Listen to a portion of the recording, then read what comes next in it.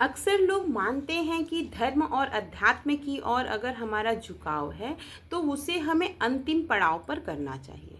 लेकिन यह विचार पूर्णतः सत्य नहीं माना गया।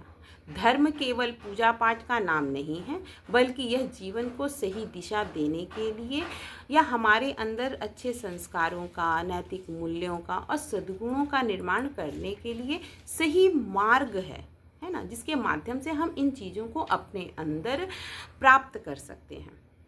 जिस प्रकार हम कहते हैं ना कि शिक्षा प्राप्त करने के लिए, अच्छे आचरण को अपनाने के लिए या ज्ञान अर्जित करने के लिए कोई आयु को निश्चित नहीं किया गया। आपको बस इतनी ही उम्र तक आप ये इस चीज़ को सीख सकते हैं, ऐसा कोई उम्र की सीमा नहीं रखी गई है। ठीक इसी प्रकार अगर आपको धर्म अपनाना है तो उसके लिए कोई आयु की सीमा निश्चित नहीं की गई है।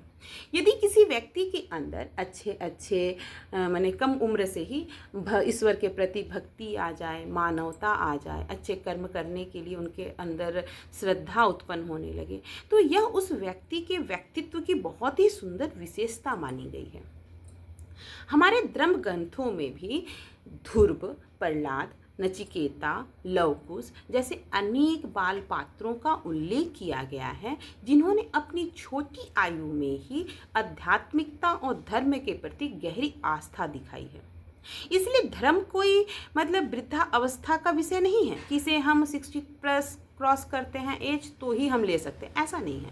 बल्कि ये पूरे जीवन का पथ प्रदर्शक है जो हमें सही मार्ग पर चलने के लिए प्रेरित करता है।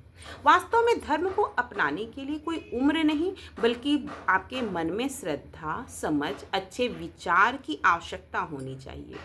धर्म हम मानव जीवन को सही मार्ग दर्शाता है। हमारे जीवन में हमारे अंदर क्या क्या चीज़ की कमियां हैं या क्या क्या चीज़ की अच्छाई हैं, उन अच्छाइयों को उभारने का कार्य करता है। हिंदू धर्म में मानव जीवन को 4 आश्रमों में विभाजित किया गया है।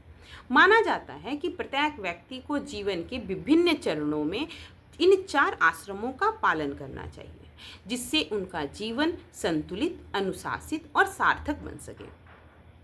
पहला आता है ब्रह्मचर्य आश्रम। यह जीवन का प्रथम चरण है, जिसमें व्यक्ति शिक्षा प्राप्त करता है, ज्ञान अर्जित करता है, अच्छे संस्कारों को अपनाता है और अच्छे संस्कारों के माध्यम से वो दूसरों की भी अच्छी तरीके से सहायता कर सकता है। इस चरण का मुख्य उद्देश्य ही यह होता है कि आपके अंदर एक अच्छे चरित्र का निर्माण हो, आत्मविश्वास आपके अंदर की बढ़े, आत्मबल बढ़े, जिसके माध्यम से आप एक अच्छा इंसान बन सकें। दूसरा आता है गृहस्थ आश्रम। यह विवाह और पारिवारिक जीवन का चरण है। इसके अंतर्गत व्यक्ति का विवाह होता है, फिर वह अपने परिवार का किस प्रकार पालन भरण पोषण करता है, उसका समाज के प्रति अपने कर्तव्य क्या क्या हैं उसका वो निर्वाह करता है। वह इस आश्रम के अंतर्गत धर्म, अर्थ, काम की प्राप्ति के लिए उसको क्या क्या चीज़ों के प्रयास करने चाहिए उसका वो प्रयास करता है और इन चीज़ों को वो प्राप्त भी करता है और करना भी चाहिए। तीसरा है वानप्रस्थ आश्रम। जब व्यक्ति अपने सांसारिक और पारिवारिक दायित्वों को पूरा कर लेता है, तब वह धीरे धीरे सांसारिक मोह से या कह सकते हैं माया जाल से दूर होने लग जाता है। अब उसका रुझान आध्यात्मिकता और धार्मिकता की ओर बढ़ने लग जाता है।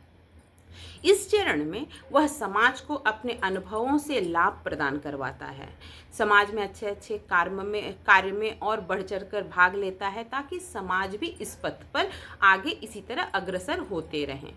इस समय के चरण में वह अपने बच्चों के विवाह कर चुका होता है, वह बच्चों से बिल्कुल निश्चिंत होता है, उसके बच्चे सेटल हो चुके हैं, तो उसे अब एकदम निश्चिंतता है, इसलिए वो अब पूरी तरीके से उस तरफ अपना रुझान कर चुका है।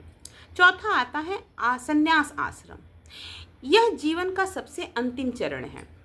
इसमें व्यक्ति सभी सांसारिक बंधनों का त्याग कर सिर्फ ईश्वर की भक्ति, ध्यान, आत्मज्ञान में अपना पूरा जीवन समर्पित कर देता है।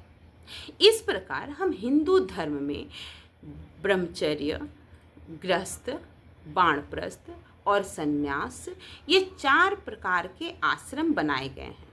जो मानव जीवन को सही दिशा और आध्यात्मिक उन्नति का मार्ग दिखाने के लिए बनाया गया है, जिसके कारण हर इंसान अपने अंदर एक अच्छा इंसान को उत्पन्न कर सके, एक अच्छा इंसान अपने आप को स्वयं बना सके। तो ये छोटी सी जानकारी है जो मैं सोची आप लोग के साथ साझा करूं।